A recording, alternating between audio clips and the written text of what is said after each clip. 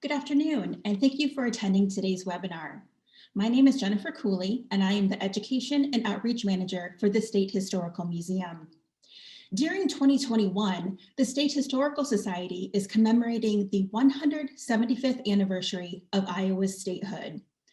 The Iowa History 101 webinars on the second and fourth Thursdays will continue throughout the year. You can learn more about this series and all of our programs on our website at iowaculture.gov. Please remember to sign up for each webinar you would like to attend, and don't worry if you can't watch live, all presentations will be recorded. Today we will learn about some of the events and people who lived on the Iowa Territory before it became a state on December 28, 1846. A few housekeeping points before I introduce our speaker. Everyone came into this webinar on mute with cameras off. Closed captions are now available by clicking on the closed caption button on your screen. The webinar is being recorded and will be placed on the Iowa Culture page of YouTube in a few days. I have disabled the chat function, but if you have questions, please type them into the Q&A feature throughout the webinar. My colleague Matt Beyer is watching that feature and will prepare a list of questions for the speaker at the end of the presentation. But please note, we may not be able to get to all of the questions. Now I'm pleased to introduce our speaker, State Curator Leo Landis. Leo has his Bachelor's of Science in History from Iowa State University and a Master's of Arts in Historical Administration from Eastern Illinois University. He has completed all but his dissertation towards a PhD in history from Iowa State. His museum experience includes time at Living History Farms in Urbandale, Connor Prairie, and Fishers, Indiana, and 8 years as curator at Henry Ford Museum in Greenfield Village in Dearborn, Michigan. He has also worked as a curator and director of education at Salisbury House in Des Moines. And now I'm happy to turn it over to Leo to begin the webinar. Well, thanks so much, Jennifer, and thank you to everyone joining us today. It's great to be back in the program and be part of our programming this year that's celebrating 175 years of Iowa statehood, but we've got a very rich history in our state. And so I want to kick off with talking about some just benchmarks, and wanted to put in there, of course, we joined, our territory became part of the United States through the Louisiana Purchase, of course, in 1803, but started becoming distinct as a territory with our own counties. And shout out to Jennifer, who's a native Michigander, that we were the 4th and 5th district counties of Michigan Territory beginning in 1834, with 2 counties being Dubuque and Des Moines.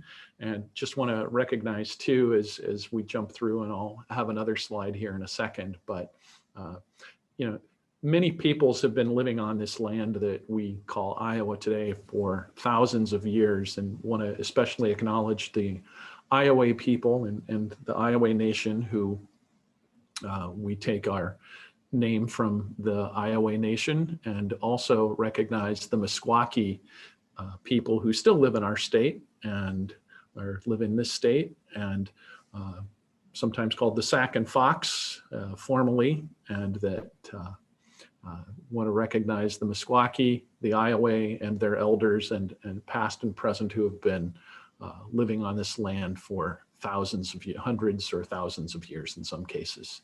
And so we become the Michigan Territory in 1834. Then as Michigan enters the Union, what is today Eastern Iowa, that Dubuque County, Des Moines County, is part of Wisconsin Territory. And then, you know, July 4th is an important day, no matter what, for people in the United States. But for Iowans, it's something to be especially proud of. It's when we became a distinct territory in 1838. And at that time, we had about 22,859 people living in our state as part of the census of the Iowa Territory. Then as the federal census kicks in with the Iowa Territory every 10 years, part of that federal census in 1840, we have 43,000 people living in what is the state of Iowa. 43,114. 1844, that population close to doubles and is up to 75,152. and then increases by just over 20,000 in another 2 years to be 97,588. When we become a state in late 1846, our population is likely around 105 to 110,000. So just some benchmarks of growth. We do quickly grow, and by 1900 we have over 2 million people living in our state. But from the territorial period, those are just some benchmarks on who we have been part of and how our population has grown.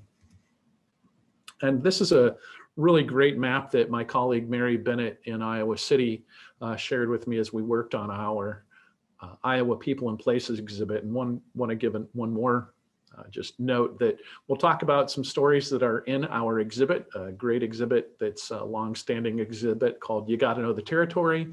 I'll also reference a few stories in some other exhibits that we have.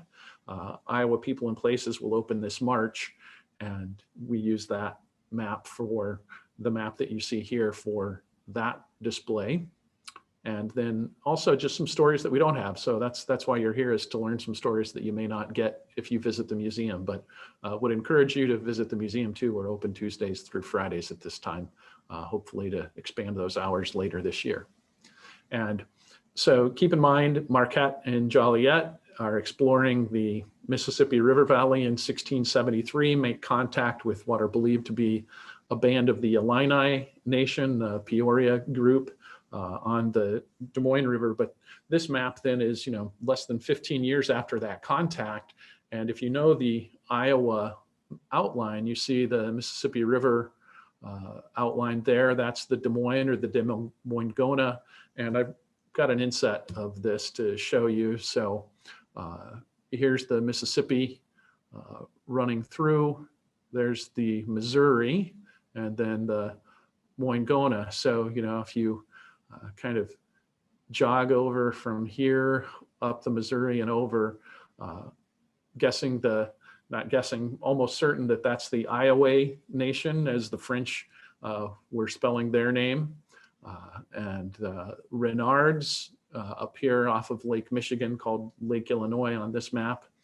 That's the Fox Nation, or the Sac and Fox.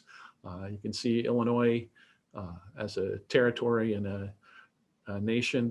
I would encourage everyone, if you want to learn more about the Native nations that have traveled through Iowa or called the land that we know as Iowa home, Lance Foster, tribal historian for the Iowa, did a great talk earlier this month. And so should watch that if you have not. But this is a 1687 map, really, giving you a sense. You've got the Big Sioux River as well. So giving you a sense of the outline of the state of Iowa on this map here. So giving you a sense of Europeans are aware and engaged with the land that becomes the territory of Iowa. And what really brings European settlement is the lead mines in and around Dubuque. And so an 1857 map here, I like this map for a number of reasons. It's one that's in our Des Moines collections. Becky Plunkett, my colleague, helped out on that. And seeing that really that area, and lead is important for making bullets for weapons, for guns, I should say. And so that's the first economic driver in what becomes the Iowa Territory is lead. And Julian Dubuque comes to the region in the late 1700s, reaches an agreement with the Misquaki. And so you really see settlement taking place around Dubuque in the late 1700s, and then really taking off by the 1800s. And here's a nice territorial map coming out of, again, seeing the changes in the state and how it's being parceled out as we have become our own distinct territory. Some of the county names are different. Slaughter County, which today is Washington, or part of Washington County, is south of Johnson County. We do have a Keokuk County in Iowa, but is not adjacent or to the west of Johnson County. that is Iowa County today. So county names do shift through that settlement period, but this is really the territory that's open for settlement, that's been surveyed, excuse me, and had land sales, though part of the culture that we'll talk about when we get to settlement from American citizens and European immigrants is to come in before the land is technically open for settlement and try to make a claim through preemption, or squatting is what it's called. And so nice 1839 map here. And then as we become later in the territorial period, really like this map too. It shows the neutral ground north of Clayton and Clayton County and the northern counties, northeast counties of Iowa. That was a protective strip to buffer the Winnebago or Ho-Chunk people from some of the what are considered the Sioux nations. And then the Sac and Fox were just west of the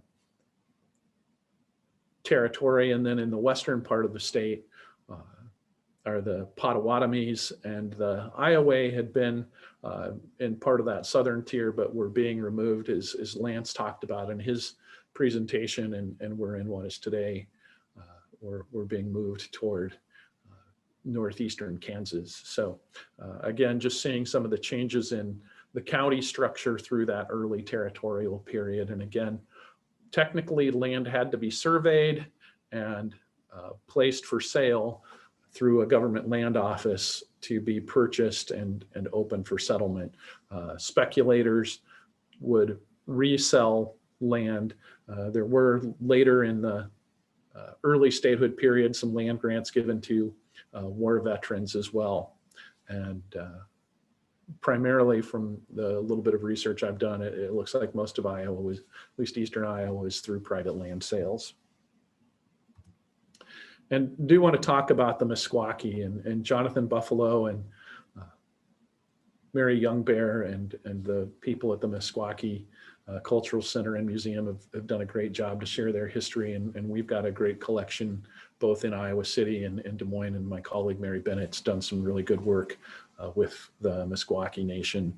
But with their presence still here in our state, and wanted to give a little bit of background on the Misquaki people and their settlement. So this is an early 20th century, late 19th century photograph showing a traditional lodge. The Misquaki came out of the St. Lawrence River Valley. They're really a woodland culture group of peoples, similar to Ojibwe and some of those nations. The Winnebagos, the Sac were always friendly as well.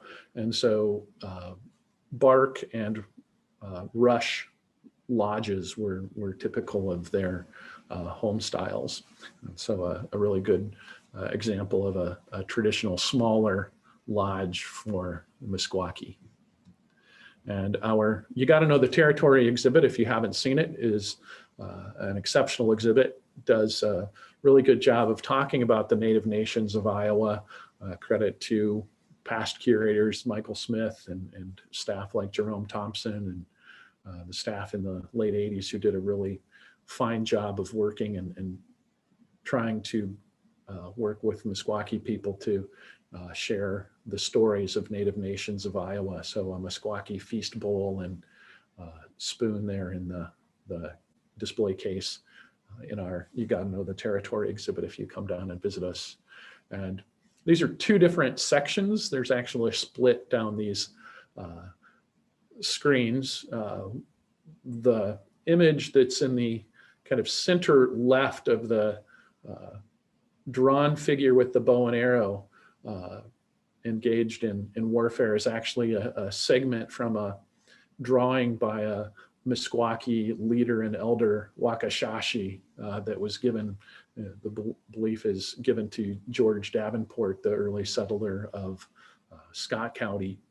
And So we've got a facsimile of that. We own the original in the State Historical Society collections, but that's just a segment of it. Wakashashi was drawing stories on a couple of sheets of paper as a gift to George Davenport. But really, you got to know the territory exhibit is a great overview of how Native nations lived in our state and the experiences they had and continue to have is an important one that we are mindful of as we do our storytelling at the State Historical Museum and in the other bureaus of the Historical Society. And Jonathan Buffalo has done some really great research, and he shared with me recently, and here's a quote from Powashiki, who was a Misquaki elder, a namesake of Powashiki County, and comments attributed to him as part of a remarks on being told that the Misquaki were knowing the Misquaki would eventually be removed, that the treaties had been broken in the past and most likely would be broken again. And so Powashiki expressing that, I want to live where men are free. Soon I will go to a new home. You will plant corn where my dead sleep. Our towns, the paths we have made, the flowers we have loved will soon be yours. I have moved many times. I have seen the white man put his foot in the track of the Indian and make the earth into fields and gardens.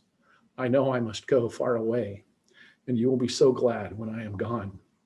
You will soon forget the lodge fire, and the meat of the Indian has ever been free to the stranger, and he has asked for what he has fought for, the right to be free. And the Misquaki were very persistent. They did not want to leave. They had been forced out by the French in a genocidal war in the early 1700s from the area around Lake Michigan where they had been living, and that's why they came down the Mississippi River Valley. They had been friendly with the Sac people, the Sac Nation, and so they did. Their nation knew movement, and they knew it was most likely going to be part of what their experience had been, was to be removed once again. But they had really, as a people, come to love and appreciate the Mississippi River Valley and the parts of Iowa where they lived. And so as that effort in the treaties of the 1840s and 1842, in their planned removal in 1845 and 1846, so that territorial period to fully remove the Misquaki, there are some accounts of the Misquaki people saying, a solemn silence pervaded the Indian camp. The faces of their stoutest men were bathed in tears, and when their cavalcade was put in motion towards the setting sun, there was a spontaneous outburst of frantic grief. So again, the Misquaki did not want to leave the land that they had been living in for about the past 120 years, or this region 120 to 130 years. And again, the two nations often get grouped together. The formal name is the Sac and Fox tribe, and the preference for the nation, and I apologize if I'm not getting the nuance quite right, but is the Misquaki. And so our territorial governor, John Chambers, had written in 1844, the Sacs and Foxes have manifested no discontent in their change of residence, though a small band of Foxes returned last winter to their old village on the Iowa River and became so troublesome to the white inhabitants on the Iowa and Cedar that it was found necessary to compel them to return within their proper boundary by a military force from Fort Des Moines. These people will, I think, with few exceptions, cheerfully remove from the country they have ceded to the government when the time arrives at which they have agreed to do so. And the plan was 1845, 1846 to fully remove the Misquaki. Well, as we've already cited, the Misquaki were not happy about the plan to remove them. And in fact, their nation did all it could, and some people never did leave the state under the force of removal and persisted. And so that's why today, and this is an 1892 map, but in July of 1857. I think it's July 13th is when the agreement is actually signed that the Misquaki Nation purchases that land that goes between Indian Village Township and Tama Township in present-day Tama County. And so if you look at the map, if it shows up well enough, that section kind of in the lower center of the two joining township maps is where the Misquaki settlement is. So Eric Zimmer has done some really great work. We'll share some resources on an email tomorrow, but the persistence of the Sac and Fox was that they did not wish to leave, and they were able to navigate the land systems put in place by the United States in order to purchase that land in Tama County. And so that's why, at least known to most historians, this is like the first instance where a Native nation purposely fights against removal and purchases land through a conventional system. So the Misquaki people are to be credited for doing something that had been difficult for just about any other nation, Native nation in our country. So wanted to explain how through the territorial period the Misquaki were treated and why the settlement is where it is today. So that's a story all Iowans should honor and recognize. Another story that all Iowans should know is connected to a man named Ralph, and because he was enslaved by a man named Jordan Montgomery, is the case of Ralph. The case is Montgomery v. Ralph, a man of color, 1839. And this is our very first Supreme Court case from the Iowa Territory. It goes before Chief Justice Charles Mason, and the other justice is Joseph Williams, I believe. And it's a case where Ralph had been enslaved by Jordan Montgomery in Missouri. 1834, Ralph asks if he can go to that lead mining region and try to earn enough money to gain his freedom by paying off what would have been his sale price if Jordan Montgomery tried to sell him. And Montgomery allows that. Two men from Virginia who are familiar with federal law talk to Montgomery and say, it doesn't appear that Ralph is going to be able to make enough money to purchase his freedom. We'll capture him and send him back down to Missouri for you for $1,000. And Montgomery agrees to that. And when that is taking place, citizens of Dubuque fight the essential deportation of Ralph to Missouri. It goes before the Iowa Supreme Court. And again, July 4th is an important day nationally. We talked about it being when the Iowa Territory is established. Well, July 4th, 1839 is when our first Supreme Court case as a territory is issued by Charles Mason. And it states that Ralph is, because of the Northwest Ordinance and the Missouri Compromise then of 1820 that said there could not exist slavery in the territories of the Louisiana Purchase, that and north of the Missouri line, that Ralph gained his freedom. So recognizing Ralph's personhood when in 1857 the Dred Scott case would deny Black citizenship and Black personhood.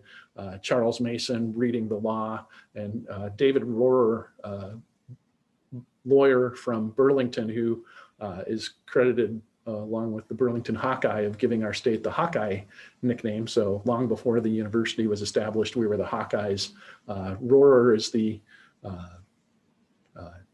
attorney for Ralph, and Mason is the Chief Justice and writes that very brief opinion saying that Ralph is a free man and cannot be enslaved. So that's really the first instance of equality being ensured through the federal and state laws or territorial laws in this case, relying on federal law in Iowa.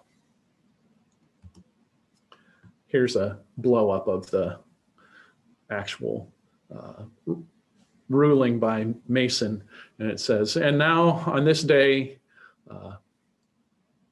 this case was submitted, this cause, excuse me, was submitted to the court by consent on a case of facts stated and on file, and it appearing to the satisfaction of the court, an argument of counsel that the said Ralph, a man of color, is free by operation of law. It is therefore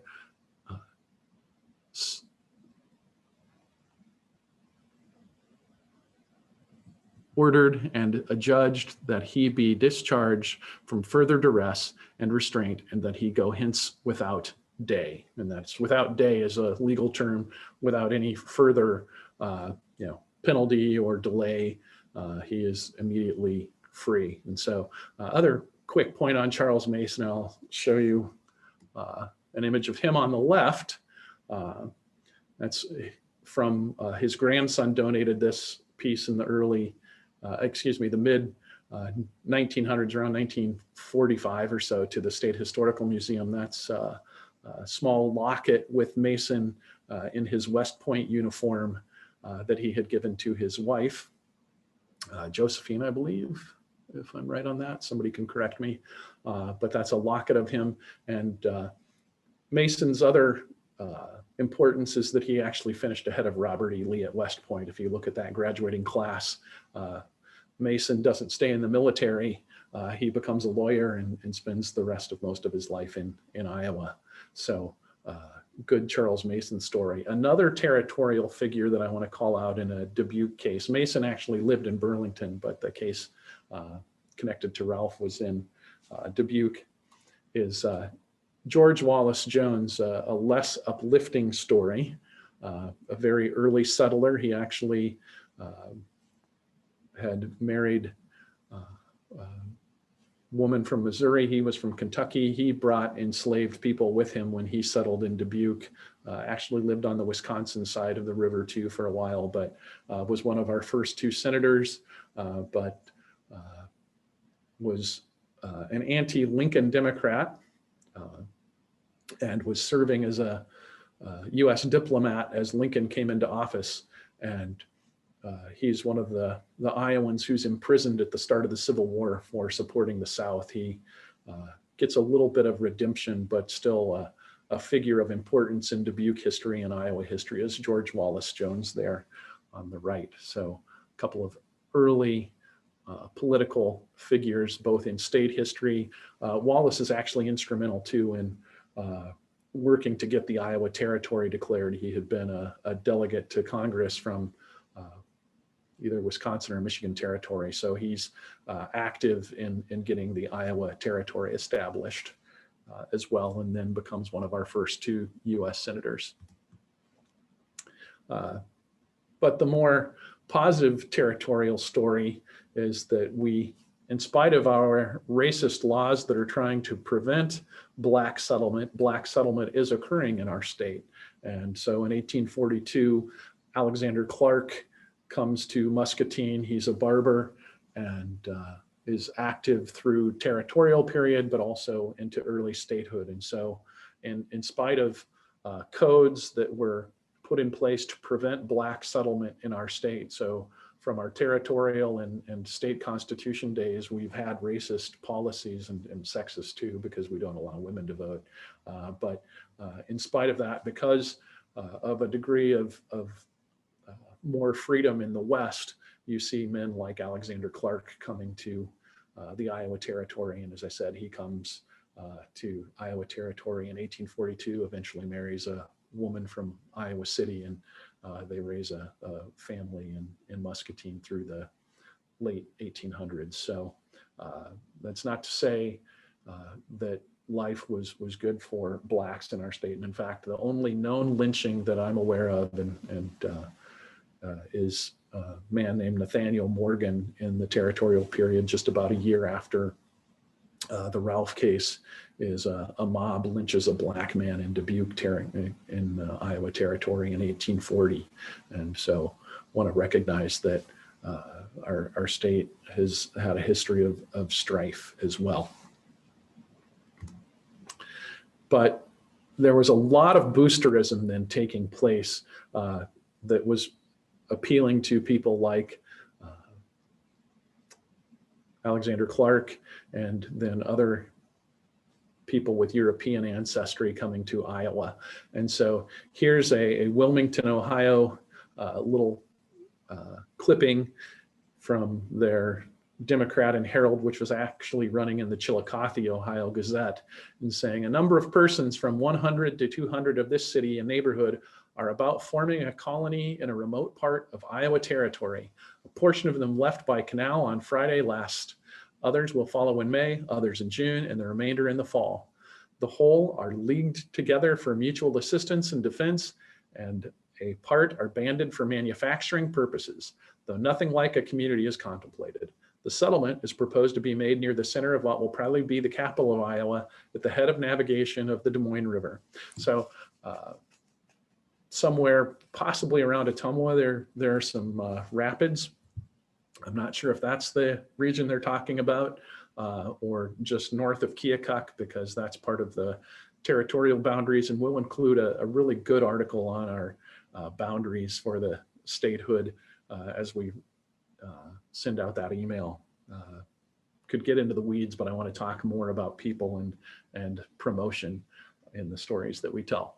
So you see this sort of boosterism in books, you see it in newspapers, you see it in magazines. There were popular press magazines and even niche magazines coming out of the Midwest. So Prairie Farmer was one of those. And keep in mind, as you think about Iowa in the territorial period, Chicago really is not a town of great consequence. It's St. Louis, at least in the Midwest, that St. Louis is the town that people look to for an urban center. Chicago is still developing in the 1840s as a little bit of, metropolitan center. And William Cronin's book, Nature's Metropolis, does a nice job talking about St. Louis versus Chicago as Iowa grows. And so John King, who was the postmaster in Dubuque and probably held some other responsibilities, he wrote a letter in 1844 to the Prairie Farmer, which was a magazine dedicated to agriculture and other topics, but primarily farming and women's roles, even in the 1840s and 1850s. And so he's saying, I send names of 26 subscribers and the money enclosed. Goes on and wants to talk about his experience in traveling from Keokuk up to Dubuque. And he's not always sympathetic and uses some racist and derogatory language as well. Says he was astonished to see improvements going on in Fort Madison, Burlington, and Bloomington. We'll talk about Bloomington, that's present day Muscatine. And says the latter is destined to be a place of much importance from its central position. Burlington is evidently, I love this description, the Cincinnati of Iowa in regard to the slaughtering of pork. And of course, we know today that pork production is important and processing is important in our state. Well, that goes back to territorial days. And for those of you who pay attention to historical terms, Cincinnati was sometimes referred to as Porkopolis because of all of its pork processing. So that Burlington is going to be the Cincinnati of Iowa, and that it has a large population of fine and substantial buildings. He goes on to talk about Fort Madison and uses some derogatory language, that it's too close to the Native Nations, the Sac and Fox. He feels people are hesitant to settle in Fort Madison. Says Davenport has a fine location. The scenery around it is picturesque, but there's not enough timber. He's like, if people had planted, trees 6 or 8 years ago as settlement was beginning, Davenport would be in a better place. Well, we know Davenport's a thriving community today. And he says there are a few good farms immediately west of Davenport, although the land is well adapted to all purposes of farming. Improve the country and the town will grow. He has italicized in by the editor. And the amount of business done at the place is trifling. Many farmers in Scott County find it to their advantage to trade at Bloomington and Dubuque. The latter place does not advance rapidly in regard to building, yet is a place of more trade than either of the above mentioned towns. Talks about pork, beef, flour, wheat, corn, oats, wool, hemp, potatoes, eggs, butter, and etc. as being what can be traded with merchants and also could be exported, and that had been fine crops in 1843. And then talks about the mining district. And again, this is the sort of language that you see in these booster-ish articles and letters that get printed saying the mining district is the El Dorado of the West. So, you know, the idea of the golden city, El Dorado, and that money must ever be plenty in the mines for obvious reasons. It's lead, though not gold. The soil is rich and produces well. Let the traveler visit Clayton County if he wishes to select a home, especially if he a farmer or manufacturer. And then just concludes by saying, the relationship between business and industry, or business and farmers, is sympathetic, as that J.P. Farley is though a merchant, probably was a farmer, and so understands that relationship. And so the relationship between merchants and the relationship between farmers and then professionals engaged in trades like blacksmiths, what were called mechanics at the time, those merchants and mechanics and farmers were that relationship that was driving that immigration in the 1840s. And just as a reference, here's from the Bloomington Herald, which is the Muscatine paper of the day, talking about a ferry that could get you across the Mississippi at Bloomington, and the cost was a wagon and 2 horses for $1. That's in the center. So I left some of the other notes up just talking about the goods that were available, but below the David Clark Commission Merchant is a steam ferry at Bloomington ad. So the cost for a ferry across the Mississippi in 1842 at Bloomington was $1 for a wagon and 2 horses, 37.5 cents for a man and a horse, and then a hog and sheep were 6.25 cents each, and then other things would be charged in proportion. So that was one way to get across the Mississippi until bridges were built in the 1850s, was just taking a ferry, or we'll talk about an experience of Katura, Pinton, Belnap in a little bit. Just to see about boarding as I lead up to her discussion, you could board at a house, a public house. So this is for a public house in Bloomington, or in today Muscatine, and the cost for a meal, if you were traveling, would be 25 cents. Board per day with lodging was 63, I think is what that is. So 12.5 cents on 50 cents essentially, so 63. If you wanted to spend 3 days, it was going to be 50 cents per day then, so a discount of 12.5 cents per week, $2.50. If you wanted to feed your horse, essentially, I think a quarter was an important piece of currency, and so half of a quarter is 12.5 cents. He's rounding these up, so a horse feed for a day was going to be 12.5 cents or 13 cents, horse per night, a quarter. And then if you wanted to board your horse for a week, it was a bit of a discount of $1.25. So this was pretty typical across Illinois as people were coming up or coming across, or if they needed a public house, if they were traveling fully overland like that. Steam travel was also, coming up from St. Louis, an important way to travel. And I wanted to reference Katura Pinton Belnap. She's actually buried in Oregon, but she was a settler, she was an early person to live in with European ancestry. She was part of that Ohio brigade coming in the 1830s. She came in 1839. She had recently been married, and she and her husband George came from Hamilton County, originally Hamilton County, Ohio, which is the Cincinnati area. They came to Iowa in 1839, and that they were traveling in winter. So they actually were able to go across the Mississippi when it was frozen. And that's how they came across the river. And she stays in Iowa for about 10 years. She has 4 children.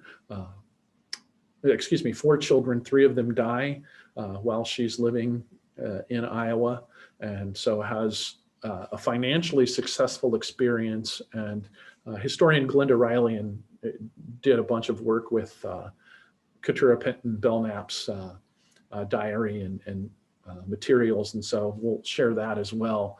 But a really rich story of what it was like being a woman coming into Iowa in the first 5 years, really, of establishing households. And so she's a name worth remembering in Iowa storytelling, and we use some quotes from her in the You Gotta Know the Territory exhibit. She didn't have oxen pulling their wagon. This is a wagon that's in our You Gotta Know the Territory exhibit. It was used to bring a family to central Iowa in the early statehood period. The high wheels are the back end of the wagon. The front has the smaller wheels, but a Conestoga or Prairie Schooner wagons were typical, and this is the sort of wagon that Katura Belnap and George Belnap would have used. They came with some other Belnap family members in that late fall, early winter of 1839. And so a typical covered wagon. When she talks about in her diary about going farther west to Oregon, she talks about sewing 2 canvases made out of linen for their wagon. She doesn't get into that detail, I don't believe, in her first journey talking about their wagon coming to Iowa, but talks about camping as they travel across Illinois and then come across the river at the Keokuk area.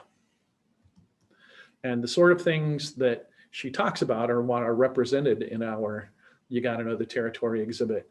On the left side, and again, these are 2 different photos, are the 2 types of spinning wheels. I think when she's writing in the early 1840s, they had around 50 sheep. And so that taller wheel, which is depicted on the right, a lot of us aren't as familiar with, but that's a walking style wheel that is generally, you spin wool on that. So it's good for spinning wool, and that's really exclusively what it was used to make thread. And then you would take 2 strands of thread to make a 2-ply yarn, and then you could make a 4-ply if you wanted to, but creating a heavier thread using something like the wool winder, which is in the foreground of the picture on the right. That device with those wooden arms and the cross pieces on it is a wool winder, as is the device adjacent to the upright wheel. Then in the photograph on the left, the smaller style wheel that a lot of us are familiar with, that could be used both for flax or for wool. And it's dressed in our museum exhibit with flax. And that's not a crop we think of a lot in Iowa, but that first couple of generations of European immigrants and American immigrants to our state, those women were well familiar with processing flax. And it's a fairly involved process in creating it. But when Katura Pinton Belnap is writing about making clothing, she makes linen clothing, which is what you get from flax, for the summer wear, and then wool clothing for winter wear for George and her children. So when you hear a term, if you're ever reading a historical novel that talks about linsey woolsey, that's a blend of linen and wool, which is kind of a midweight fabric that's half linen, half wool, a warp of wool, I think, and a weft of linen, or vice versa. Those are the 2 directions of the threads on a loom. So she was well versed, and in her experiences in Iowa, Glenda Riley's done a great job in describing and capturing that in the article that we'll share with you. And that's what you see in the case, and I'm about ready to move on to a couple other stories, but that's what's in the case on the left side, are some early fabrics, both wool and linen, woven by people living in Iowa in that territorial period. The farming that was taking place was a new kind of land. The people who had come to Iowa in the 1830s and 1840s had been coming from woodlands and were now encountering prairies. And in woodlands, you cut notches around the tree so that kills the tree, and then you fell the trees and then you dig out the stumps. Well, as King was describing the land west of Davenport, saying there's no trees, you had to learn with a new style of plow. And I love Jewett's improved patent carry plow advertisement that comes from the Bloomington paper. They also advertised in the Burlington Hawkeye. They were based out of the manufacturer was based out of Springfield, and actually John Deere sells this plow. John Deere's first advertisement is a Jewett's patent carry plow. The book by Wayne Brohl, they actually cut off the top of the ad, and so it just says carry plow. But if you know the ad, you know it's a Jewett's patent carry plow that John Deere was selling. So this is a plow that has a steel cutting edge called the share, and the mold board is wrought iron, which will polish almost as nice as steel, not quite, but it's a little more prone to rust. And so early technology in the Iowa prairies is to use some cast iron, but mostly wrought iron mold board plows with a steel share. And so this is a popular early model that was advertised across the state, even into the 1840s and 1850s into central Iowa. And breaking prairie, and this is the masthead from the Prairie Farmer out of Chicago, showing 4 teams, and that's what Katura, Pinton, Belnap describes as they're preparing their land for planting, is someone who has a couple of team of oxen. There'll be a man with a whip who drives the teams, and that's how that really, richly developed soil, but thick prairie rooted soil is plowed. And in the 1860s and 70s, you might plow 6 inches deep. Well, the plowing of a new prairie, you might be at best just to cut through the roots an inch deep and plant your corn that way. And so it would be 3 or 4 teams, or sometimes 5 teams, hooked in tandem of oxen, being bigger and a little steadier than the style of horses that were around at the time. And there would have been a man back on the plow too, but a nice log cabin on the right, an improved barn behind it, and then the 4 teams of oxen pulling a plow. And more idealized version with 5 teams of oxen on prairie in the background and a team of horses. This, of course, is the Grant Wood supervised mural at Parks Library at Iowa State, showing breaking prairie in the background and plowing old land in the foreground. So probably looks like a wheat or an oat crop there. And then did want to talk a couple of other stories as we wrap up. One of my kind of favorite Iowa names is Friendly Lucas. That's her on the right.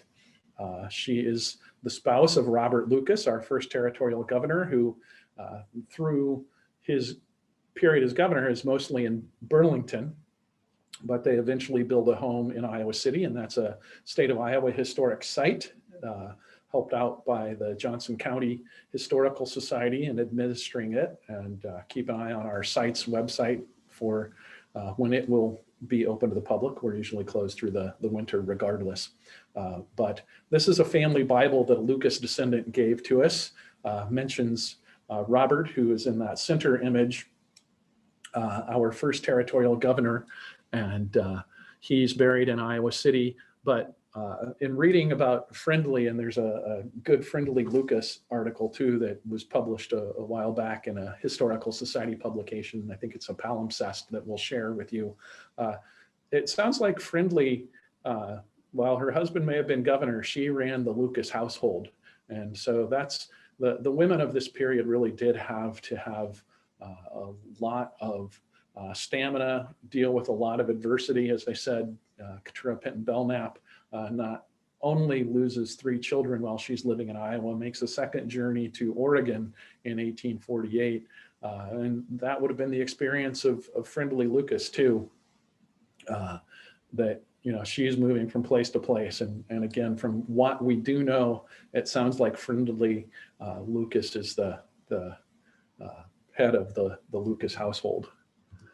And the last story I wanted to jump in. So this is Joseph Smith, and we are just about to the 175th anniversary of Iowa being the site of the Church of Jesus Christ of Latter-day Saints moving to the Salt Lake area. And Joseph Smith had been killed in Carthage, Illinois in 1844 by a mob.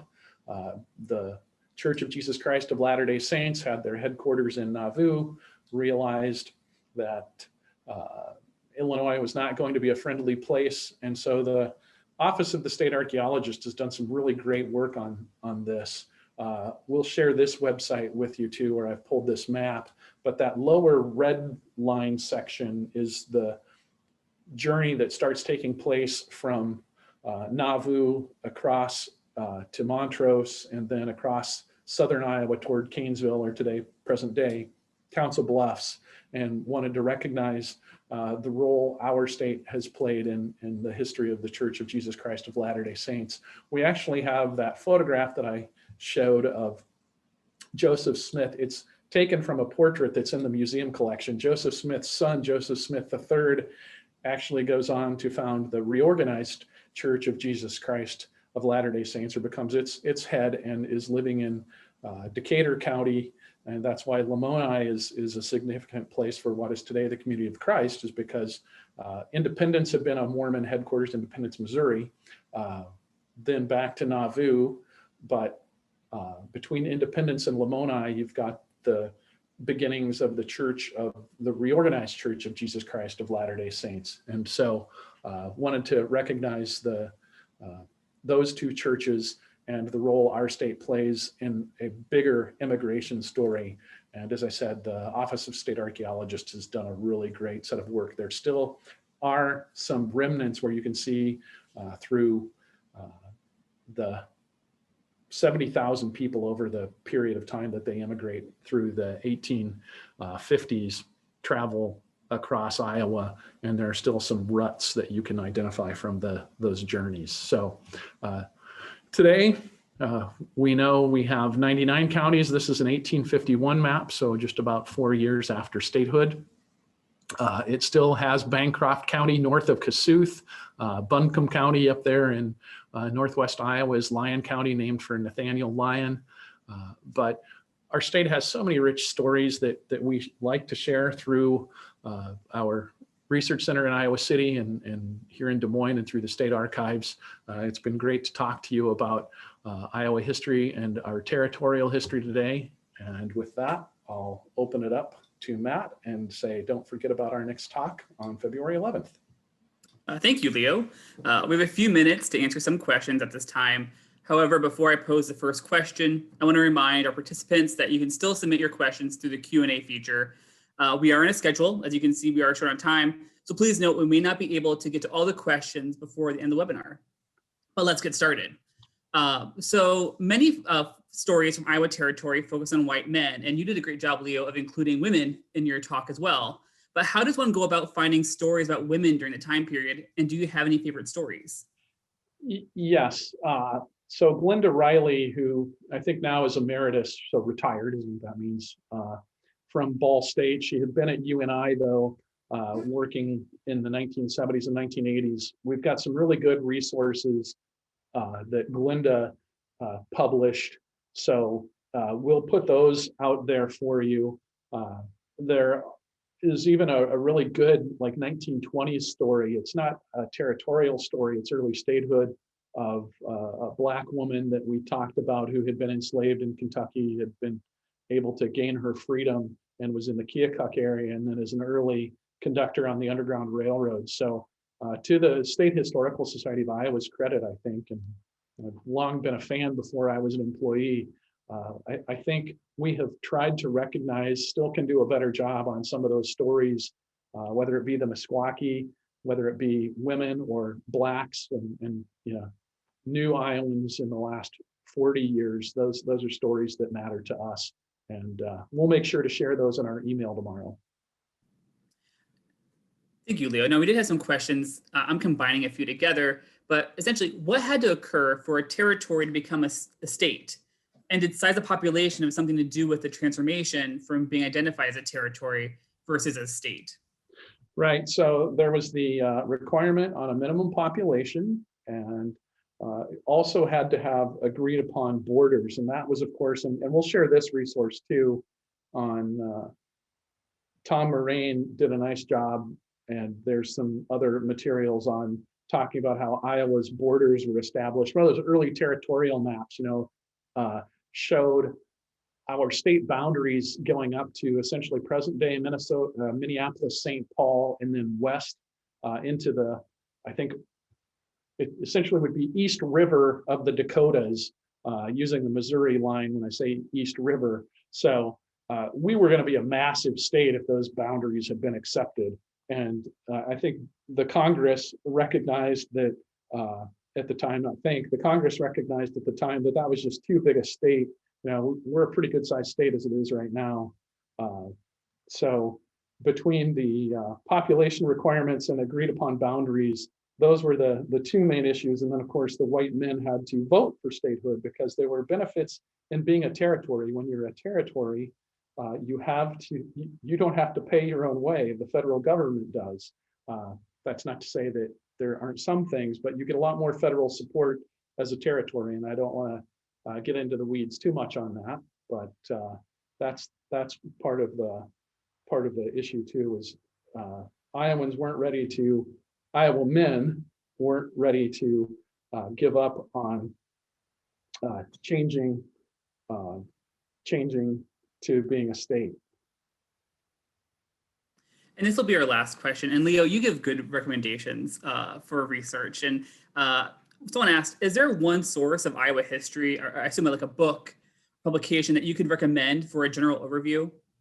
Yeah, Dorothy Schweder's book, and I want to give a plug if you're really interested in learning more. Dorothy Schweder's book, The Middle Land, Tom Moraine called her the den mother of Iowa history. Dorothy died a few years ago. She was one of my professors at Iowa State.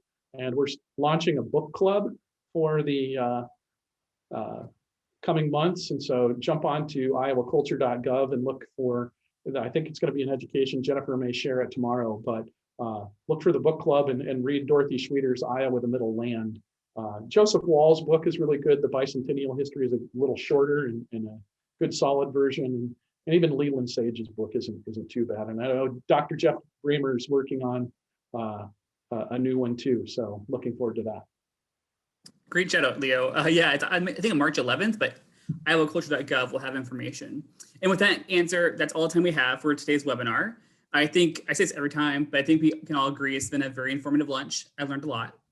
Also, thank you to everyone joining us today. We hope everyone will sign up for the Iowa History 101 webinar on February 11th, our next one in the series. There are many great stories from Iowa's past to tell in the upcoming months.